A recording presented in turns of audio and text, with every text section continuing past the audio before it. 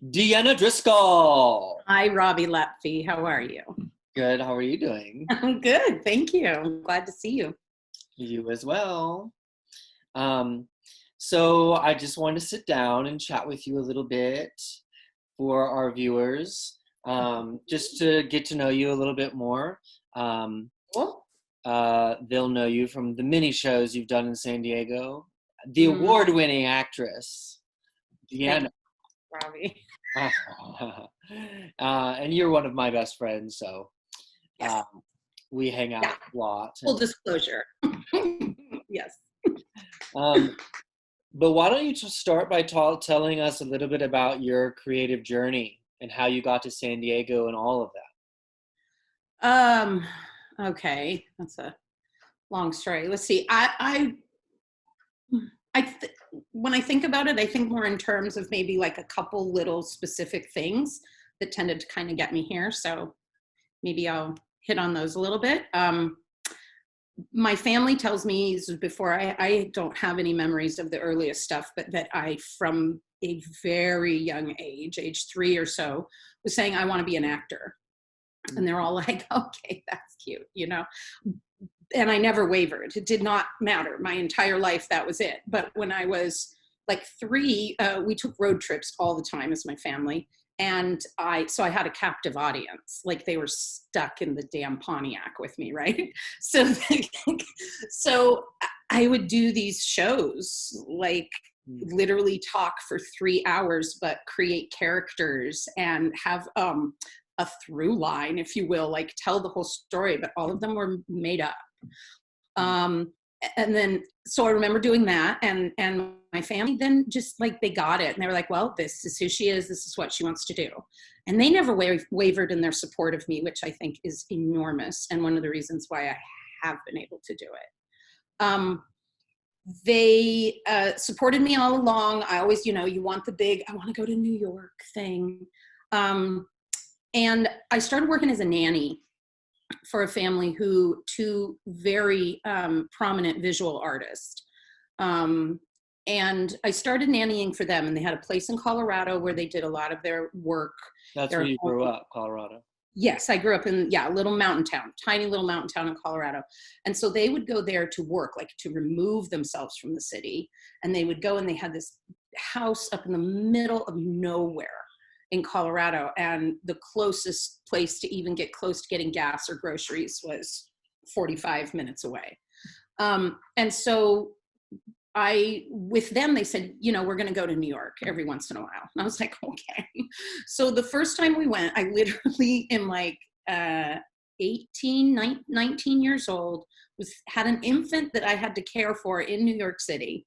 And they were very busy getting their shows ready, and they had their stuff in galleries. And somebody in Colorado, this little town that I had gone to the community college, my mentor there told me about this school called National Shakespeare Conservatory. Little teeny tiny school, accepted like 25 people a year, which is now defunct, I'm sad to say. He gave me this flyer, and he's like, you should look into this. Like, you've got this thing, you know how to do this thing. And I was like, I can't do that. But I held on to this flyer, kept hanging on to it. And I had met a gentleman named Casey Kazaya, who worked in that school in New York, and happened to meet him this weird little dinner party in Colorado. And I went to New York, and I thought, okay, I'm here. This is stupid. I'm going to call this place, and I'm going to just ask if I can do a tour. Like, can I just go there and see what the school's like? So I call them, and they're like, yeah, absolutely. So let us tell you how to get, where are you? And we were living in a loft in Soho, freaking Mercer and Spring Street, which I would never be able to do again in my life. And I told him where I was living, and there was kind of this hesitation. And then the guy says, okay, so to get to us, go up to the corner of Spring and take a right, go up to the corner of Broadway, take a right, and that's where we're at. He goes, we're literally, so I walked around the corner from where we were living and looked, and their building and the building we were living in shared a back wall. And I was like, well, my life has been things like that. Those things that I think, if you're open to them, they're right in front of you. Sometimes not when you want them, but they're there. So that one was a huge, so I went and saw the school, super nice people. And they said, well, why don't you audition while you're here? And I was like, oh shit. It just kept getting like, I was like, okay, this is real now, you know? So I auditioned for him while I was there, and I got in, and I lived in New York then for 4 years and did that. Came to San Diego and was here for a couple years and working, trying to figure out San Diego, which was really Why did you bizarre. move to San Diego? Why?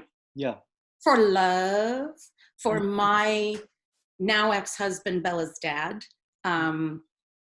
We had fallen in love, but I was like, I got to get out of here and go to New York. I had met him before ever going to New York and had left. And so came back here and worked for a while, figured out first thing I ever did was the Actors Festival, which is something that's sorely lacking from San Diego art, is to where, I mean, there's the Fringe, but it was very similar to that with like local artists. And I worked a little bit, and then I had Bella, had my daughter, and she had seizures from the time she was an infant, very young. And so I went on a 3-year hiatus of no acting at all by choice. And I wanted to stop because that was it. Mama Bear, the end, like nothing else came into play, you know? And there was a play then at Diversionary Theater, Lot's Daughters, and it was Rosina Reynolds who called me and said, you should audition for this play. And I was like, no, I'm not ready. You should audition for this play. Went to the audition, got it, was still fearful. And she said to me, DeAnna, your work, you're going to find a richness and a depth to your work that wasn't there before. Since you've had a child, and then especially on top of it, the dynamic of what was going on with Bella's health. And she was right. And I just had support all the time. There was always friends. Somebody was taking care of Bella. It was okay. She was with someone who loved her dearly, or she was downstairs in my dressing room, or she was, you know, she was somewhere. And then it progressed from there.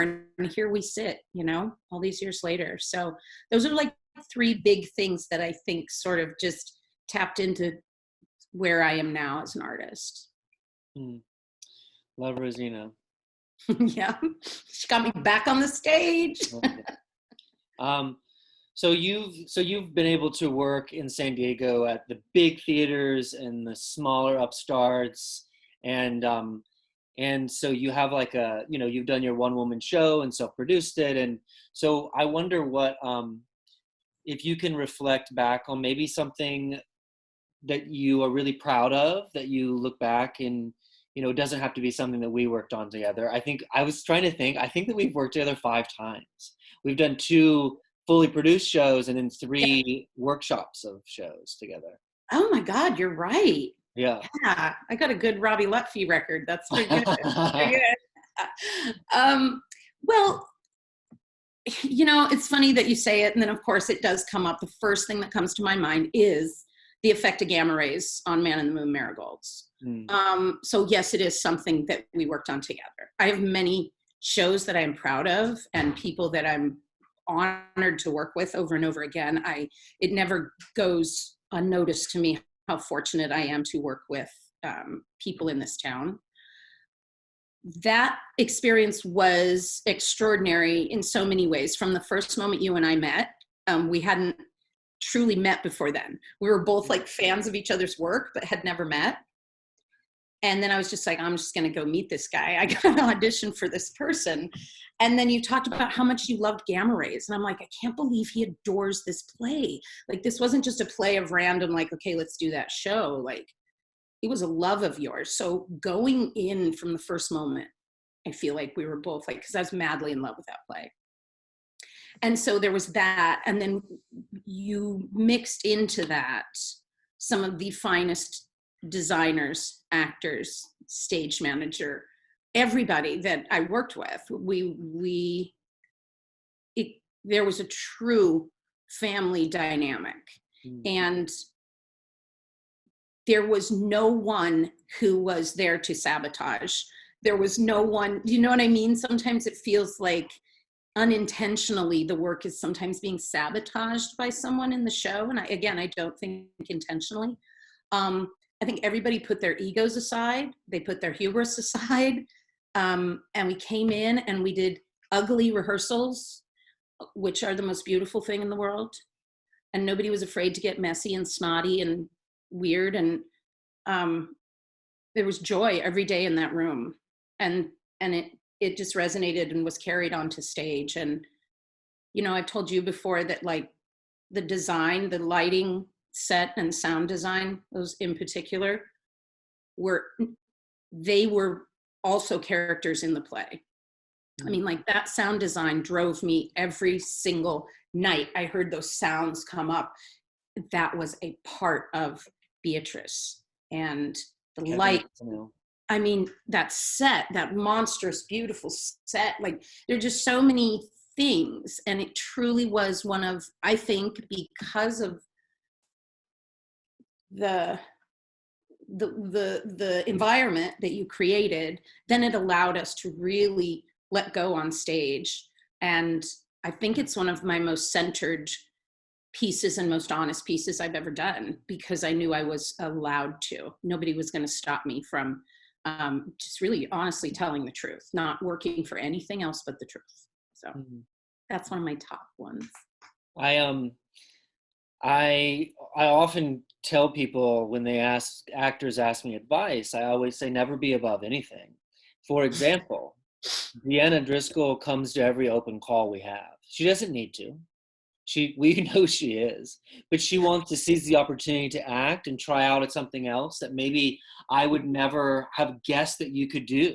And that's how we first met, is that I was like, this is a woman that I saw, you know, the Garretts, when I didn't live in San Diego, Bill and Judy drove me up to Carlsbad, I think it was, you in Quality of Life. Quality of Life. And I just remember thinking, what great ensemble work. I mean, I was crying at the end, very moved. And I was just thinking, when you stepped into open call, I was like, what is this person doing? I mean, not that there's any, you know, but a lot of times those open calls, you have to do them because the union makes you do EPAs. But the fact that you were there willing to try anything and then came back to the actual show audition, I always just thought of that. I was like, you know, that's what you want in an actor. That's what you want in a collaborator, is someone who's that humble and hungry. Yes, to me, that isn't out of range. I guess that's the thing. I don't ever want to feel as an artist that, well, I shouldn't have to do that because I am so-and-so. Fuck that. You know, like, yes, there are times God, would it be easier if my phone just always rang and somebody said, I want you to do this role. It'd be a lot easier. I've been fortunate enough to have that happen a few times, and I'm so honored when that happens. But more often than not, I mean, part of my job is to go to auditions. Like, it is part of my job. And I wanted to work with you. I was like, well, there's one way to get in the door and actually be talking to this person. And I had a new monologue that I wanted to try. That was literally, I was like, let's see how this one goes. And then we talked for a long time, and you took that monologue. What was awesome for me, and that's when I realized, like, that's what I want in a director, is that you didn't say, okay, now take this and try it that way. Or what if you think about this moment and you twist it, blah, blah, blah. Instead, you and I just had a conversation about this woman, Beatrice, and about her relationship with her father and the relationship with the daughters. And we just had this really cool conversation. And then kind of in the middle of it, you just said, okay, try it again.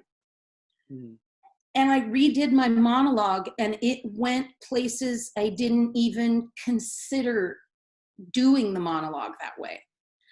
And that's when I recognized, oh, this isn't about the monologue at all.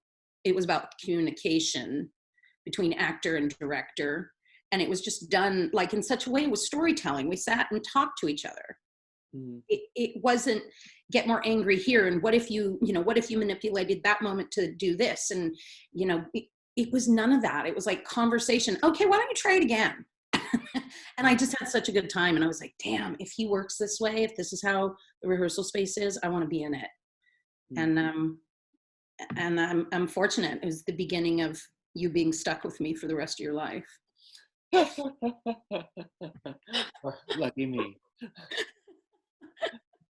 What do you Why don't you talk a little bit about something that I'm interested in is your process. Talk a little bit about like when you're given a script, is there anything that like stays consistent through the different rehearsal processes? I do a lot of background work, a lot of character bio stuff.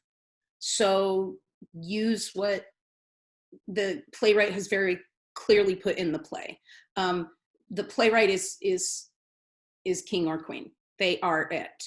And you must do them justice because they hand their play over and then they can't do anything about whether it's the most beautiful piece of theater or a hot dumpster fire. They don't, they've handed it over. So we must do justice. So I pay close attention to what the playwright has provided first and foremost. And then I go off. I write a big bio and it just comes to me. I just make it up. Her husband's name and it just comes out on the page. No, that's her husband's name. Okay. And if it's not contradicting anything that the playwright has set up, I've found that it just creates so many layers for me. And then those are anchors. I just kind of refer to them as my anchors. They're there if shit goes wrong in the moment. I shouldn't say wrong. If things go unexpectedly in the moment, you can always just take that deep breath and I know exactly who that woman is. And sometimes I'll literally go back to in moments on stage that things get wanky and I'll think back to a sentence or two that's from the bio and just be like, yeah, that's who she is. I know who she is. So a lot of that and a lot of physical work, a lot of figuring out what's this person's leading center. How do they differ than me? How might this woman move like me, but how might she also just do movements that DeAnna would never do or gestures? And I always attach, but I can't say what they are. They just come out of rehearsal, some gestures that belong to that person only.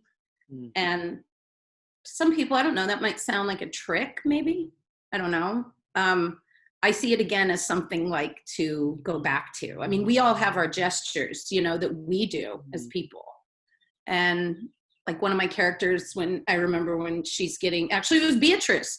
When Beatrice is getting all worked up, I started doing this.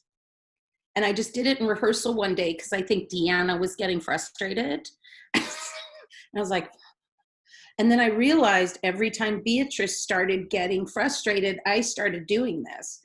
And I was like, well, there we go. And again, it's just a little anchor. And then just endless conversation with the director. And hopefully it's a director that we can see eye to eye on stuff. But I like being challenged by a director. I'd want a director to say, no, try it a different way. Or, okay, give me that, but bump it up. I don't want someone to celebrate everything that's happening in rehearsal. I want someone to open the door wider to see what can happen more. The celebrations will happen, but let's open the door wider, make it a little bit more scary and see where you go. And I love being challenged in rehearsal. Yeah. Oh, excuse me. Television came on. DeAnna, something about you that I've always enjoyed working with you is that you're a naked nerve ending type actor. You know what I mean? Like there's something about you like an athlete that is gonna treat themselves, gonna not ask anyone in the room to do something that you're not. You know what I mean? Yeah. If you're gonna go there, you expect everyone in that room to go there with you. We're not gonna be tired. We're gonna be there emotionally ready. We're not gonna mark it. We're gonna go there. Yes. And that can be taxing and exhausting sometimes. And there's been many times in rehearsals where you have said, Robbie, I need a second. I need to get back in my body. I need to go over here and I need to like cry for a second or scream for a second, whatever. And I've always respected your ability to know your instrument, your emotional instrument so well that you're able to check in and go, hey, Rob, time out. Just 1 second. Just 1 second, because I knew that what was coming was not going to be good. You know what I mean? And yeah, it's true. And again, though, you created an environment where we were allowed to do that. I mean, I remember struggling with something and I said to you, I said, can can I just like have my little inner monologue, but say it out loud? Just have a minute of improv, please. You know, can I just, and you were like, sure, go for it. And honestly, until I did that, I couldn't figure out this one moment. I couldn't figure out how I was going to get to the place where I could kill a rabbit, which you know how I feel about rabbits. Yeah. So it's like, I can't do this. I can't do that. And I had to go through that. And you let that happen. And then I was like, oh, okay, now I can find it.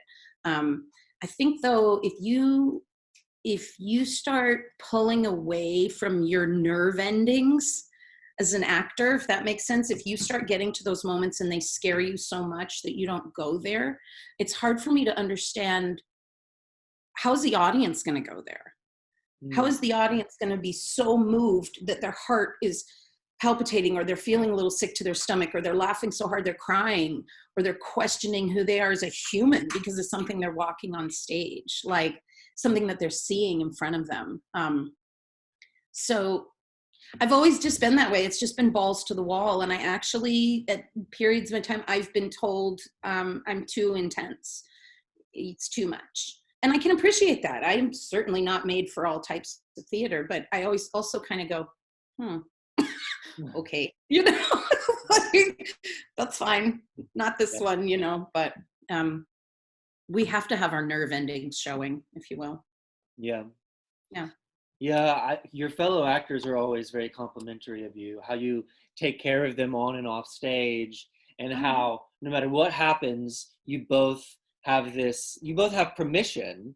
I'm thinking of when you were in Here, your fellow cast members have given you, and you've given them permission to whatever happens. So yeah. My funniest story is an actor on stage with you comes off stage and says, well, DeAnna's never licked my face in that scene before, but today she did. Yeah. Oh my God, that show. God, did I love that. That was truly a show where it took me that many years to honestly get to a place, and this may sound wrong, it's not geared towards audience members as saying screw you, but it was the first time where Taylor Mack sets it up that you have to say, this is not about you.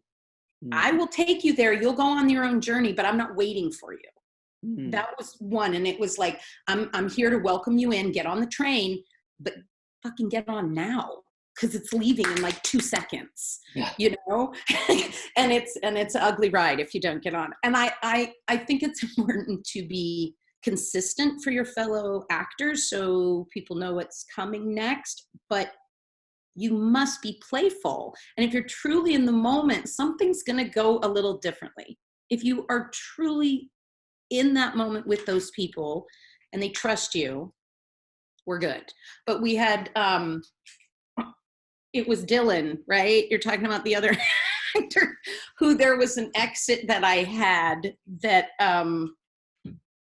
there were no lines in the sense that I was going to screw anything up, and it was just supposed to be like my exit. And so every night I did a little bit of a different exit, I will admit. But I checked in with him. I said, are you okay? Like when I do that? And he's like, yeah.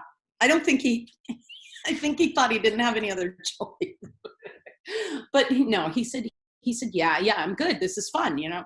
So sometimes I would do the robot and leave, and I didn't mean to lick his face. Like, had no idea that was coming. But I went to go kiss him, and he like kind of turned away from me. And as his mother, Paige, it made me mad. And so I retaliated and I licked him in the face. So. Wow. There's a line you walk with being unpredictable as an actor. There's a fine line you walk with. Supporting one another and trying new things is very different than being unpredictable. I don't like it. And you don't want to feel dangerous. You want to feel safe. No. But there is something about, you know, I always talk about this moment as an audience member where two actors lock eyes and it's as if they levitate. It's as if the chemistry is so taut between them that something happens in the in-between.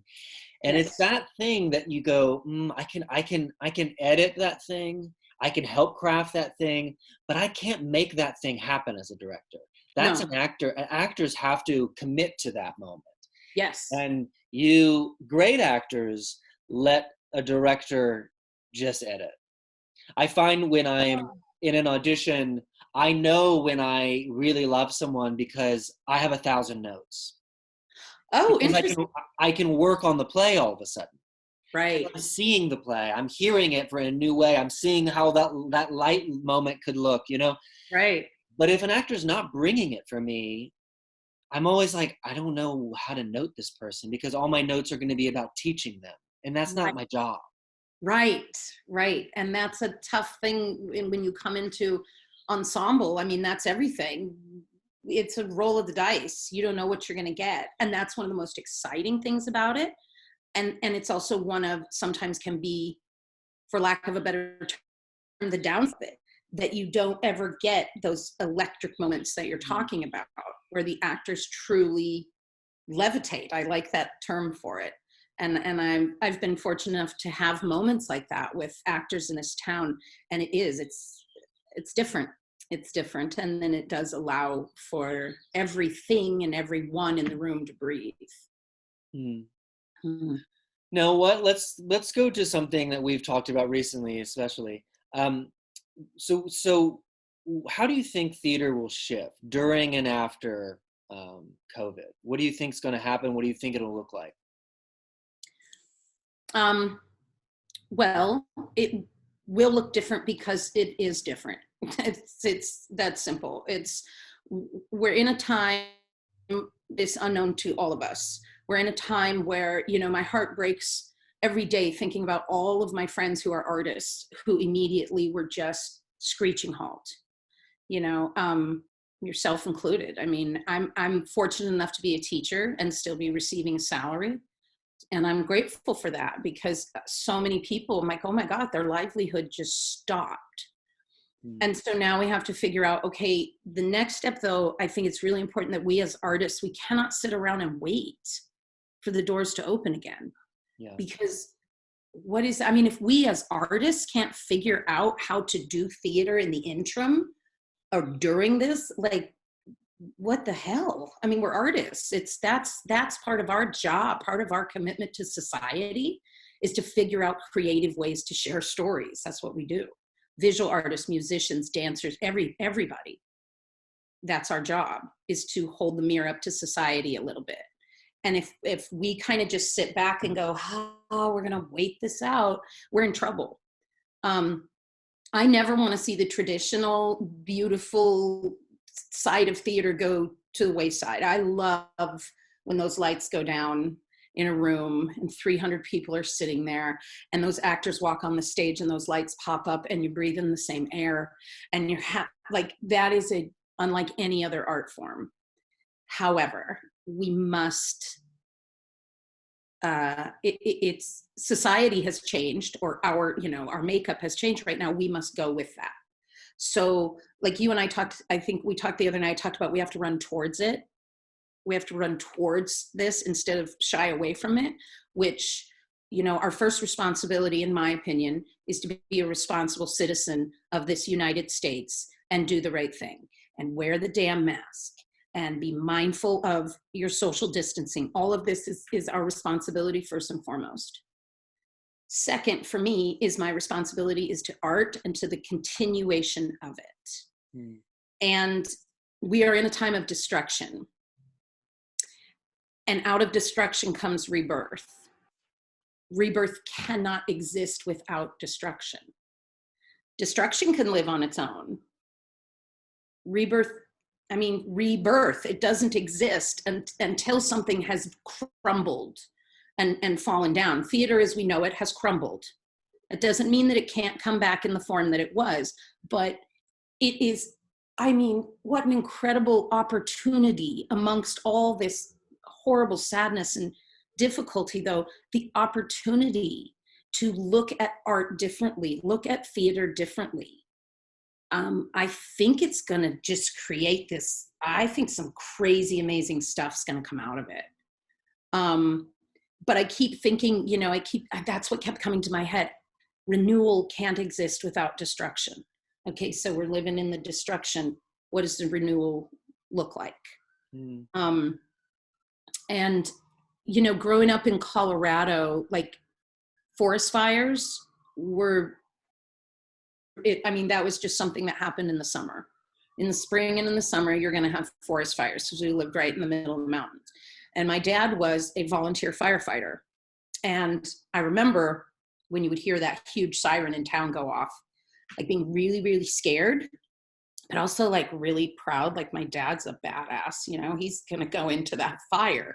But it was so bizarre because the whole town is being told, you know, go and shelter, get in your place.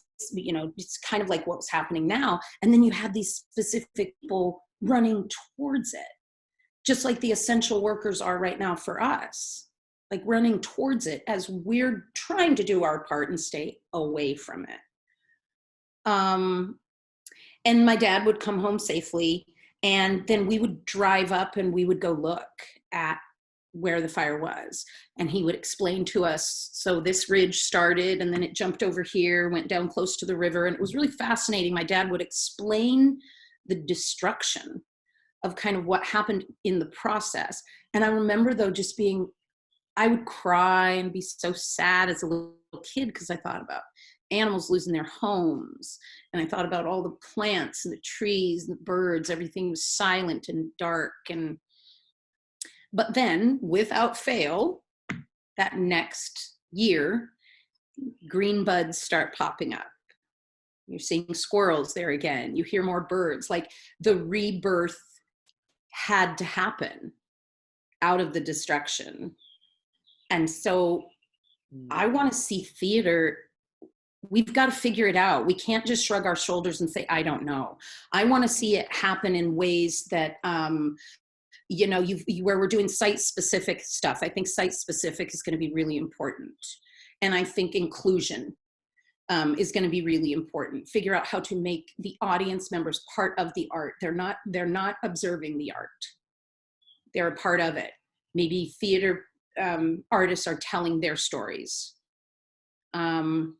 Maybe they're a part of helping to build something. Maybe they're a part, and just knowing that like we can do it. We just have to be really, really thoughtful and creative. And don't resist technology. I think so often I find myself not embracing it and then having to go, why am I doing that? Oh yeah. Oh no. I'm first to say I'm totally afraid of technology. I'm like, oh shit, can I even get on this Zoom meeting? You know, I mean, I'm like, so yeah, that's what needs to happen. And it's this thing of like, just like this Zoom meeting is awesome, but it is not the same as talking to you in person, obviously. Right. So, but like, how do we still utilize this? This is what we have right now. How do we do it? And then how do we do, when our state and our country starts going into the next phase and the next phase, how do we continue that? Like, let the technology be a part of it, but maybe, and it's going to have to look different. Right now, this is what we have. I'm not tech savvy, so I'm not that one to lead the way, but I also recognize it's time for me to learn some new shit because I stay away from technology. So it's a good opportunity for me to lean into it a little bit.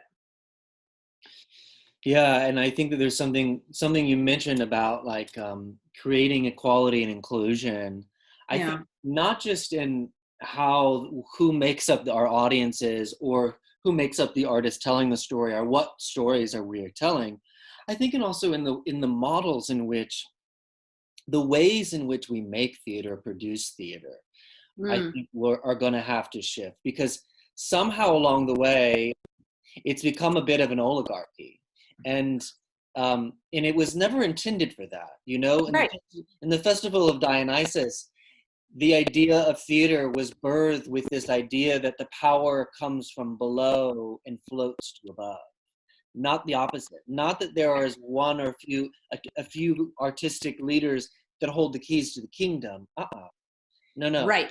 It was never intended for that, but somehow along the way, because maybe we want to sustain our salaries and 401ks or of course, whatever it is, those are great things, but good art does that make? I am not so sure.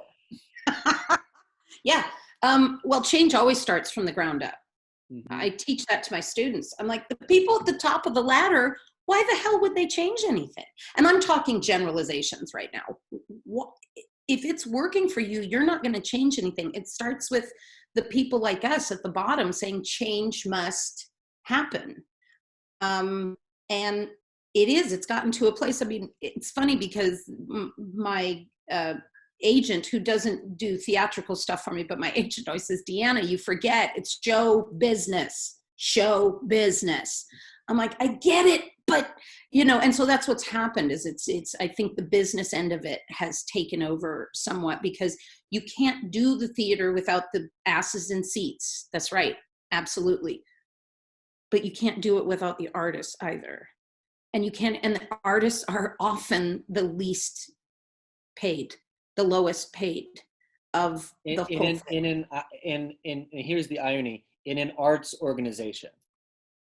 Yeah, well, that's what I'm saying. Like, okay, so you got a bunch of asses in seats, but if there's no artists on the stage, what's happening? So it's a time to, again, let's not completely destroy any version of theater that's existed in the past, because there's a reason why it still exists. I don't think the complete destruction of that, but if we do not take this and play with the change and explore the change, then shame on us. Shame on every theater if they don't open up wider to what their theater could mean.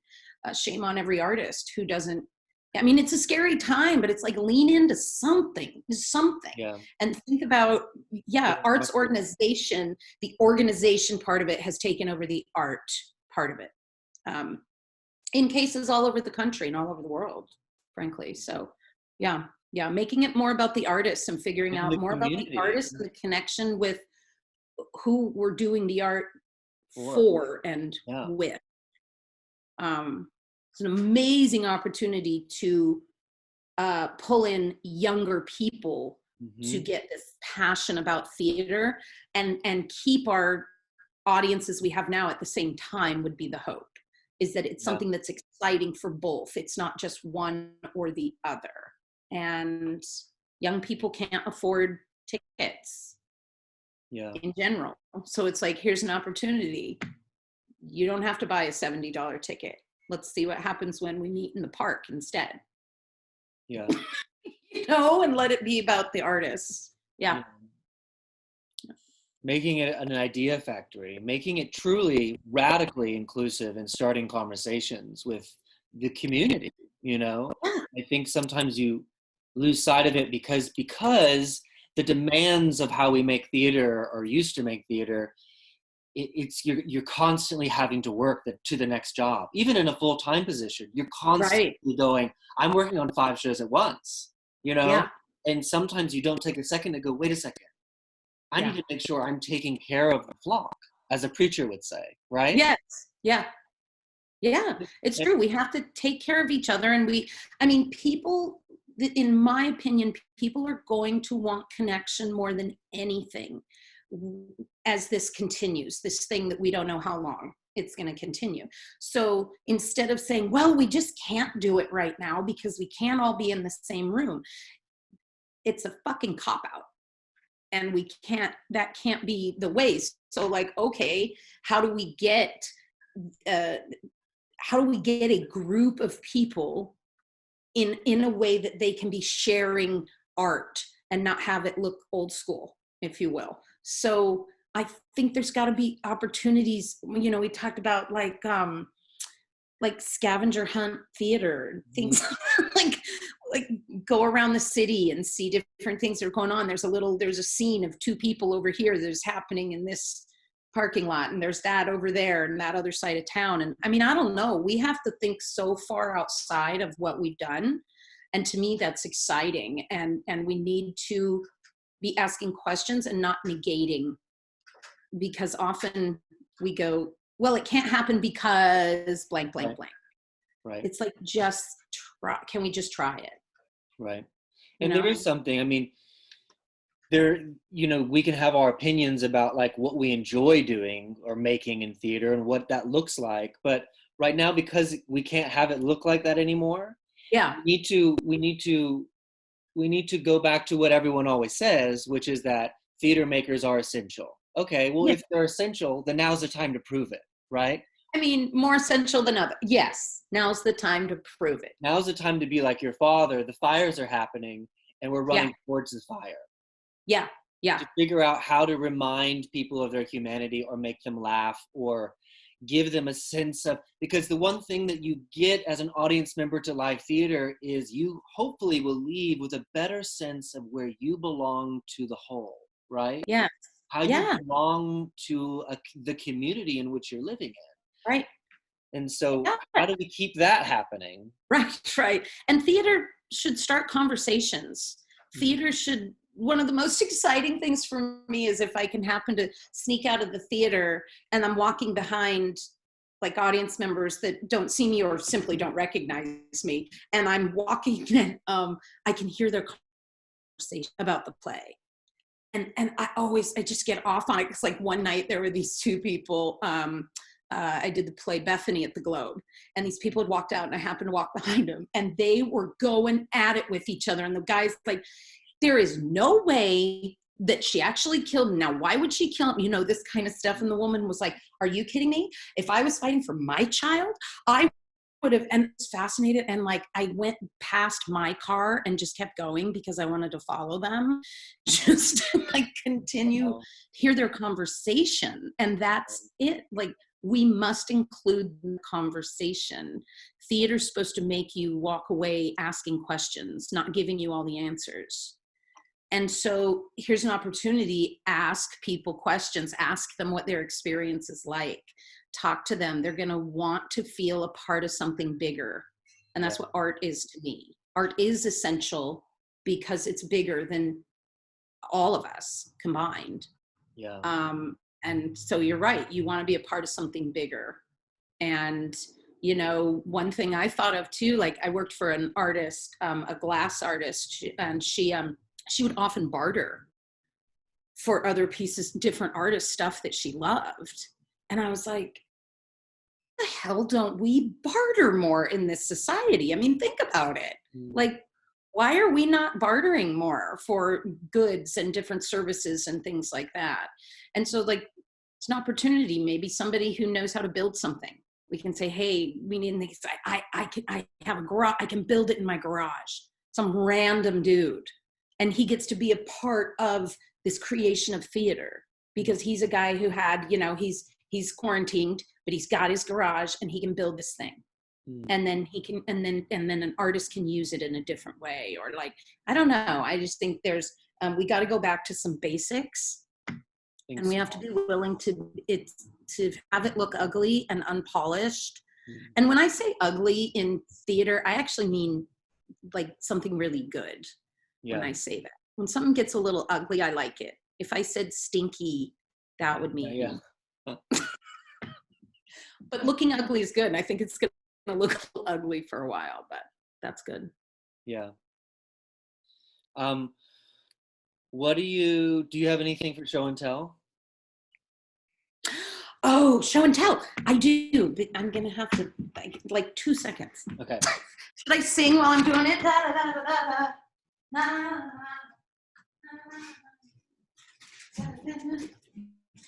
John Murray always talks about starting a conversation, and I always have loved that. What? I was just filling the time by. Oh, good, talking to the audience while I was gone. Yes. Okay. This is my bearded lady, and I love her dearly. I love Some it. people say, yeah, some people are like, that's not a lady. I'm like, well, you know what? It's my bearded soul, my bearded human. But I got this down in Tijuana, probably during some drunken stupor, like eons ago, like absolute ages ago, and wandered into some little store. And this guy worked there, and he makes these. He had made all sorts of different funky ones. And this one was way up in the corner, you know? And I was like, I want that one. And you could tell he was like, are you kidding me? You know? was like, please, I want that one. And so we started talking. I knew the tiniest bit of Spanish. He knew a lot more English than I did. And basically he wanted me to go get him some tacos up the street. And if I went and got him these tacos, then he would get down my bearded lady for me so I could buy it. So he worked on that. I went down the street, I got him his tacos, brought him his lunch, and he gave me bearded lady at a fantastic price. And she just delights me. I just like looking at it. It's just this freak. I love the freakiness. And I surround myself hopefully with a lot of that. That's kind of my whole house is, look at that weird thing. And then I put it over there, Yeah. You're wearing David Bowie on your shirt, and it's something that you and I have talked about recently, of like looking at artists that have been able to reinvent themselves and maintain their freak status, maintain their curiosity, maintain this ability to not rest on their laurels, to not maintain the status quo of their success, but constantly change. And I've always admired and that. I mean, there is no better example than Mr. Bowie, because like that, he never sat back. It's kind of like you're just saying, just go to the fucking audition. Do you know what I mean? Or the same, I am not comparing myself to David Bowie. That sounded a little weird, but you know what I'm saying? But that idea of like, don't just sit back and wait, I guess is what I'm saying. Or David Bowie never once created, I mean, even the next album would sound radically different. And it's like, you could tell it was him, but you had no idea what was coming next. And I'm just a super freak fan. I listen to all his music. I read anything that's been written about him or by him.